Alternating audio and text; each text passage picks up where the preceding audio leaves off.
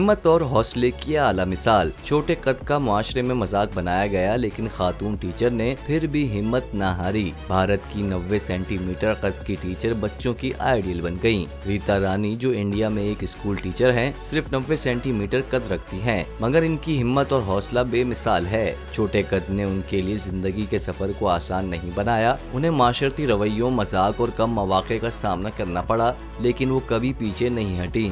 रीता ने तालीम को अपना हथियार बनाया और अपनी मेहनत से वो मकाम हासिल किया जहां आज वो बच्चों के लिए एक रोल मॉडल बन चुकी हैं। इनके तलबा न सिर्फ इनकी इज्जत करते हैं, बल्कि इनसे मुतासिर होकर खुद भी मेहनत और साबित कदमी का रास्ता अपनाना चाहते हैं। रीता रानी की कहानी ये साबित करती है कि असल कद इंसान के जज्बे, इरादे और किरदार से नापा जाता है। वो मुआशरे के लिए एक रोशन मिसाल और हौसले की अलामत बन चुकी हैं।